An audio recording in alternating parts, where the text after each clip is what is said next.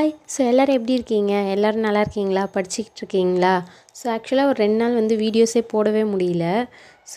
இப்போ ஒரு கொஷின் கேட்குறேன். நான் எங்கே உட்காந்து படிச்சுக்கிட்டு இருக்கிறேன்னு கெஸ் பண்ணுங்கள். ஆக்சுவலாக சாட்டர்டேலேருந்தே நான் பார்க்குக்கு போய் படிக்கணும்னு சொல்லி வீட்டில் கேட்டுக்கிட்டே இருந்தேன். பட் ஆனால் விடவே இல்லை. வீட்டிலே உட்காந்து படின்னு சொல்லிட்டாங்க. எப்படியோ பேசி கீசி சண்டை போட்டு அது இது ஏதாவது பண்ணி ஒத்துக்க வைக்கலான்னு பார்த்தேன். கடைசியில் எதுவும் ஆகிற மாதிரியே தெரில. நானும் விட்டுட்டேன். சரி, நான் மார்னிங் 6 மணிக்கு போயிட்டு 8 மணிக்காச்சும் வந்துடுறேன்ட்டு கேட்டேன்.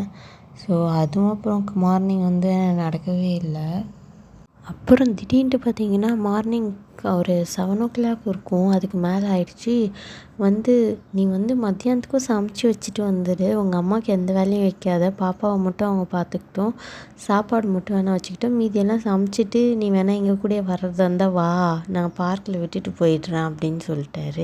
சரி, கிடச்ச சான்ஸ் எதுக்குடா விடணும், நாளைக்கு வேறு நான் தான் பாப்பாவை ஸ்கூலுக்கு கூப்பிட்டு போகணும், எதுக்கு நம்ம இன்றைக்கே சமைச்சி வச்சுட்டு கிளம்பிடலாம் அப்படின்னு சொல்லிட்டு உடனே மத்தியானத்துக்கு என்ன சமைக்கிறதுன்னு பிளான் போட்டு சமைச்சிட்டு எங்கள் அம்மாக்கிட்ட பாப்பாவை விட்டுட்டு சரின்ட்டு கிளம்பிட்டோம். கொஞ்சம் காலையில் லேட் ஆகிடுச்சு பாப்பாவுக்கு ஸ்கூலுக்கே.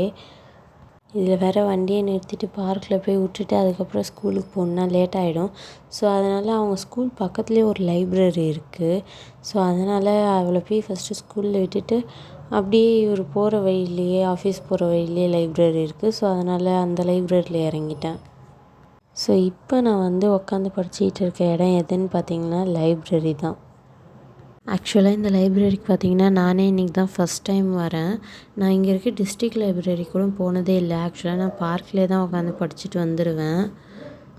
இங்கே 2 ஃப்ளோர் இருக்குது. பட் புக் கலெக்ஷன் அது மாதிரி நான் எதுவும் பெருசாக இங்கே பார்க்கல. பட் ஆனால் படித்து உட்காந்து படிக்கிறதுக்கு நிறைய ஸ்பேஸ் இருக்குது, நிறைய சேரு, இதே மாதிரியே நம்ம ரைட்டிங் கூட எழுதிக்கலாம். வித் ரைட்டிங் டேபிளோடு இருக்கிற சேர் தான் ஃபுல்லாகவே வச்சுருக்காங்க. இப்போ இன்கேஸ் ஒரு 2-3 பேர் படித்து குரூப் டிஸ்கஷனோடு படிக்கிறோன்னா அது மாதிரி சேர்ஸ்லாம் கூட வச்சுருக்குறாங்க. குரூப் டிஸ்கஷன் பண்ணி ரவுண்ட் டேபிள் ஆட்டம் அது மாதிரிலாம் வச்சுருக்காங்க. மெயினாக பாத்ரூம்ஸ்லாம் நீட்டாக வச்சுருக்காங்க. ஆக்சுவலாக நான் போய் ஃப்ரீயாக உட்காந்து படிக்கணுன்ட்டு நினைக்கிற இடத்துல படிக்க விட்றதே ஒரு பெரிய கனவு தான். அந்த கனவு ஃபஸ்ட்டு இன்றைக்கி நிறைவேறிருக்கு. டெய்லிக்குமே கூட்டிகிட்டு போகிறேன்னு சொல்லியிருக்காங்க. இதே மாதிரியே உங்களோட கனவும் நிறைவேறணுன்றது தான் என்னோடய ஆசை. படிங்க, படிச்சுக்கிட்டே இருங்க. சரி, ஓகே, பாய். நெக்ஸ்ட் வீடியோவில் பார்க்கலாம்.